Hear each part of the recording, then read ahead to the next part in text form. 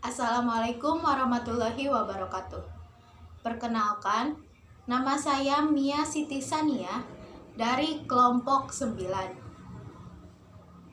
Menurut Kamus Besar Bahasa Indonesia atau KBBI, akuntansi merupakan sebuah teori dan praktik pencatatan transaksi keuangan serta penafsiran transaksi yang kegiatannya berhubungan dengan akuntan.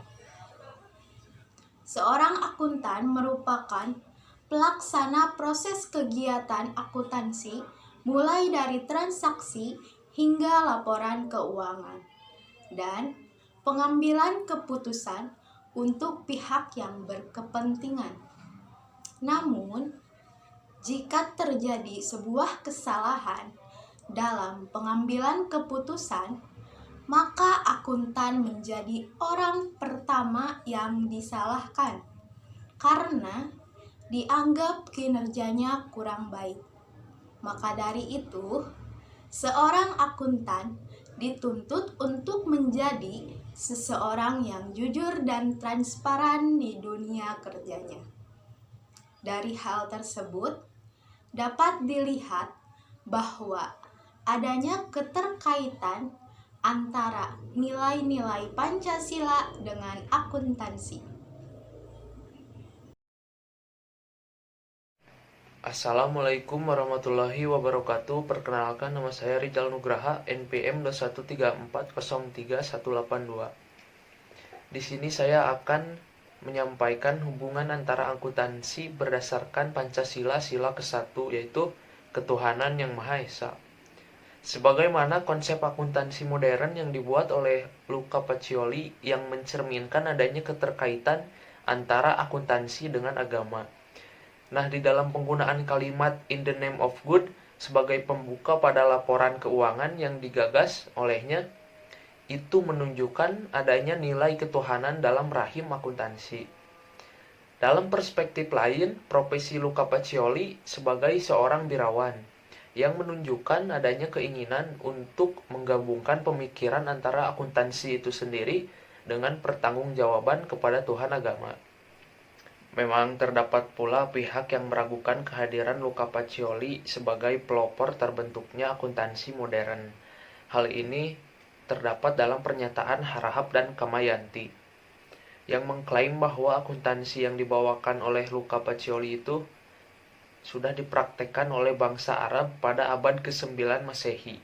Sedangkan Triwuyono berpendapat bahwa akuntansi modern berasal dari kebudayaan Spanyol, yang pada waktu itu merupakan negara muslim dan pusat perkembangan teknologi di Eropa.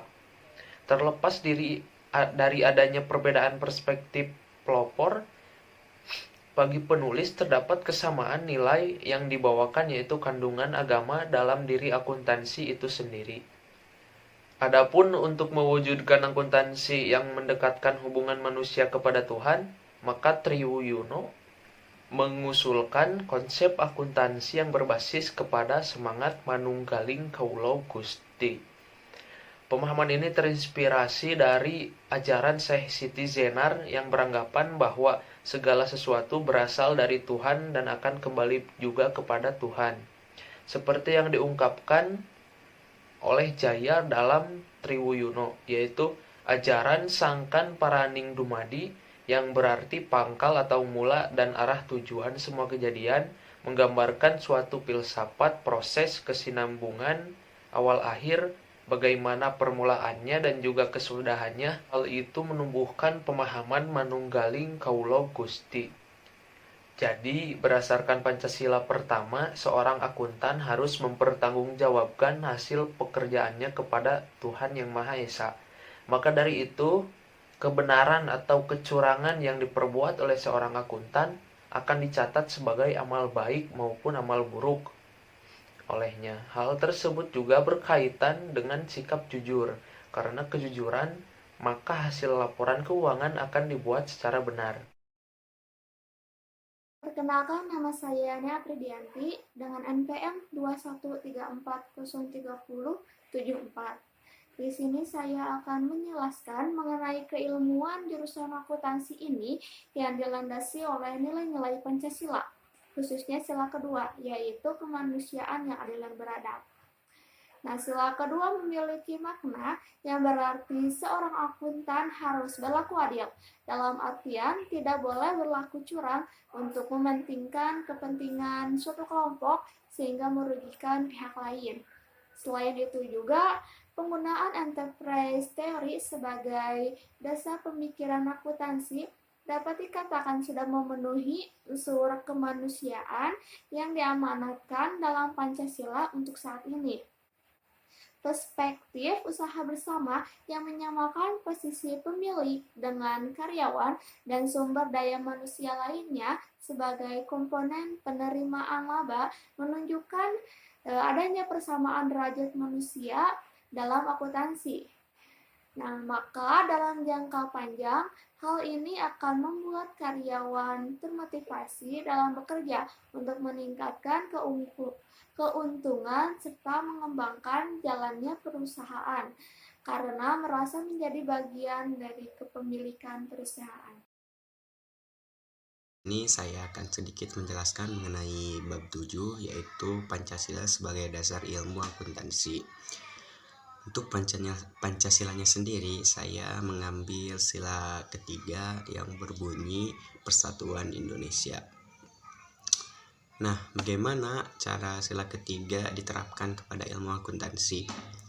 Contohnya ialah menerapkan semangat persatuan dan persaudaraan yang dimiliki oleh seorang akuntan tentu sangat dibutuhkan untuk merekatkan hubungan antara komponen perusahaan atau aktivitas ekonomi. Melalui semangat persaudaraan, maka kesejahteraan ekonomi bangsa dan negara akan terwujud. Kita tahu bahwa untuk memajukan suatu negara diperlukan adanya pengelolaan keuangan. Untuk itu, perlu sebuah tatanan nilai sebagai kode perilaku dalam pengelolaan keuangan negara. Untuk apa? Yaitu untuk menghindari perilaku KKN yang menjadi penyakit utama negara berkembang, seperti negara kita ini. Artinya, ilmu akuntansi bukan satu-satunya yang diperlukan untuk mengelola suatu negara, tapi sebagai penguatan kode perilaku ilmu akuntansi Pancasila. Internalisasi nilai-nilai Pancasila dalam profesi akuntan akan melahirkan paradigma akuntansi yang kokoh dalam menghalau perilaku KKN. Untuk itu, marilah kita bersatu melawan KKN agar negara kita maju. Perkenalkan, nama saya Isma Nurmala dari kelas C Akuntansi 2021 dengan NPM 213403044. Di sini saya akan melanjutkan pemaparan materi bab 7 kaitannya dengan Pancasila, sila keempat. Definisi akuntansi berdasarkan sila kerakyatan yang dipimpin oleh hikmat kebijaksanaan dalam permusyawaratan perwakilan. Sila keempat Pancasila menekankan bahwa rakyat harus menjadi tujuan utama. Dengan demikian juga akuntansi yang tidak boleh dibuat dengan tujuan mengistimewakan kelas tertentu. Akuntansi harus dibuat dengan berorientasikan kesejahteraan bersama. Dapat dikatakan bahwa mewujudkan akuntansi untuk rakyat merupakan suatu keharusan. Dalam pembuatan suatu standar akuntansi tidak bisa hanya dibuat demi tujuan kepentingan bisnis semata, tanpa memedulikan nasib dan kepentingan rakyat sebagai salah satu unsur terbentuknya suatu negara. Dengan pengertian lain, akuntansi tidak boleh hanya memfokuskan diri pada perusahaan besar semata, namun juga berkonsentrasi pada usaha kecil dan menengah yang sesuai dengan paradigma Pancasila. Menurut Ludikdo 2012, mencermati pandangan Al-Bugani yang menyatakan bahwa untuk mencapai suatu kemajuan, kebudayaan orientasi kedaulatan haruslah di tangan rakyat. Demikian pula dengan akuntansi, nilai kedaulatan rakyat merupakan harga mutlak yang harus dijunjung tinggi dalam konsep akuntansi. Terdapat juga salah satu akuntan yang terkait dengan Pancasila, sila keempat, yaitu pengambilan keputusan. Pada tugasnya, seorang akuntan tidak dapat memutuskan sebuah keputusan sepihak, tetapi perlu adanya musyawarah agar keputusan tidak hanya terfokuskan pada tujuan kepentingan perusahaan besar, tetapi juga pada usaha-usaha menengah sampai ke usaha kecil. Hal ini dilakukan karena profesi akuntan sebagai pihak netral dan tidak memihak dalam memberikan informasi mengenai laporan untuk usaha apapun. Jika tercapainya sikap netral, maka akan dengan sangat mudah terrealisasi kesejahteraan dalam usaha atas keberhasilan dalam mengimplementasikan sebuah alokasi anggaran yang dibutuhkan oleh pengusaha. Perkenalkan, nama saya Rian Firman Pauji dengan nomor pokok mahasiswa 213P03165. Di sini saya akan menjelaskan mengenai keilmuan jurusan akuntansi ini yang dilandasi oleh nilai-nilai Pancasila, khususnya sila kelima, yaitu keadilan sosial bagi seluruh rakyat Indonesia. Akuntansi berkeadilan dapat dipandang sebagai sebuah keseimbangan hubungan aktivitas keuangan antara manusia dengan Tuhan dan sesama. Demikian pula halnya dengan akuntansi, yang juga harus mencakup nilai ketuhanan dan kemanusiaan. Terlebih pada penjelasan definisi berdasarkan sila pertama dan kedua, terdapat nilai ketuhanan dan kemanusiaan yang sama-sama harus diwujudkan dalam sistem akuntansi. Adapun mewujudkan akuntansi yang berkeadilan bagi Tuhan dan sesama merupakan sebuah keharusan demi terciptanya masyarakat Indonesia yang sejahtera. Akuntansi tidak bisa hanya memfokuskan diri kepada manusia atau Tuhan semata. Sebagai ciptaan Tuhan yang paling mulia, manusia harus memiliki rasa saling menghormati satu sama lain. Demikian pula dengan mengacu pola pemikiran yang sama.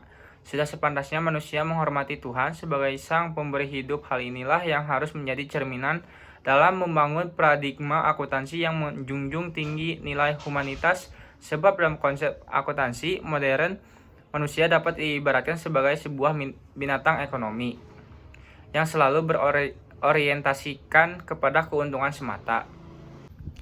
Akuntansi yang menyeimbangkan hubungan manusia kepada Tuhan dan sesama pada dasarnya merupakan dua sisi mata yang saling mendukung satu sama lain. Melalui pertanggungjawaban manusia kepada Tuhan dalam aktivitas keuangan, manusia diajarkan untuk selalu bersyukur atas berkat yang diberikan olehnya. Demikian pula sebaliknya, melalui pertanggungjawaban kepada sesama, manusia tidak hanya diajarkan untuk mengutamakan kepentingan dirinya semata, namun juga bertanggung jawab terhadap kepentingan bersama. Mengacu pula pada dekonstruksi definisi akuntansi pada keempat sila sebelumnya, tidaklah mungkin nilai-nilai yang manifestasi tersebut dapat terlaksana satu sama lain jika manusia masih mengutamakan salah satu nilai. Tidaklah mungkin sila kedua hingga keempat dapat terwujud jika manusia melupakan nilai ketuhanan yang menjadi dasar bagi terbentuknya sila-sila lainnya. Sebaliknya, merupakan sebuah kemustahilan bagi manusia untuk dapat membangun konsep akuntansi yang berdasarkan pada sila pertama jika manusia tidak mengutamakan kepentingan bersama yang justru merupakan bagian dari ajaran agama. Dengan demikian dapat disimpulkan bahwa definisi akuntansi berdasarkan sila keadilan sosial bagi seluruh rakyat Indonesia adalah prosesnya menyeimbangkan kebutuhan jasmani dan rohani manusia dalam hal aktivitas keuangan untuk membangun perekonomian berkerakyatan. Kesan dan pesan di saat pembelajaran pendidikan Pancasila, yaitu ketika sedang Zoom, Pak Adi suka melawak. Jadi, ketika Zoom diadakan, tidak membuat bosan para mahasiswa. Kesan pesan saya selama belajar pendidikan Pancasila bersama Pak Adi, yaitu kesan saya selama berada di kelas ini adalah saya itu merasakan atau mendapatkan ilmu Pancasila itu secara real. Tidak hanya berdasarkan teori-teori saja, tetapi diiringi dengan diskusi dan contoh dalam kehidupan nyata. Seperti metode yang digunakan oleh Bapak sendiri, yaitu materi dari YouTube Bapak, dan di Zoom itu hanya diskusi santuy, tanya jawab seputaran materi. Nah, di dalam kelas ini juga saya merasakan suasana kelas yang seru, nyaman, namun kondusif juga. Selain itu, wawasan kami sebagai mahasiswa juga akan berkembang lewat pertanyaan-pertanyaan yang dilontarkan oleh teman-teman ataupun oleh Bapak sendiri. Pesan dari saya, yang pertama tentunya terima kasih Pak atas pengalaman mengajarnya yang sangat menyenangkan. Mohon maaf bila saya banyak kesalahan. Pesan untuk Bapak, semangat terus mengajarnya, sehat selalu, dan semoga selalu dalam lindungan Allah Subhanahu wa Ta'ala. Kesan-kesan saya selama belajar pendidikan Pancasila ini bersama Bapak Adi adalah saya banyak mendapatkan ilmu yang bermanfaat dari berbagai aspek, dan juga cara menyampaikan materi oleh Bapak Adi sangatlah sederhana dan mudah dimengerti, dan memberikan juga contoh dalam kehidupan sehari-hari. Untuk kesannya, saya harap kepada Bapak Adi untuk mempertahankan cara penyampaian materi ini melalui YouTube video ini, karena itu sangat mempermudah mahasiswa untuk mengulang pembelajaran materi sebelumnya. Seperti itu. Terima kasih. Untuk pesan dan kesan selama belajar pendidikan Pancasila, untuk kesannya yaitu ya rame, asik, santai, dan alhamdulillah banyak pelajaran yang dapat saya ambil. Untuk pesannya, lebih semangat lagi dan lebih baik lagi untuk Bapak. Mungkin sekian, terima kasih. Kesan saya belajar bersama Pak Adi itu santai tapi seru, dan ilmu yang diberikan juga bermanfaat. Pesannya, semoga Pak Adi sehat selalu agar terus bisa memberikan ilmu yang bermanfaat bagi siswa-siswanya. Sekian, terima kasih. Wassalamualaikum warahmatullahi wabarakatuh.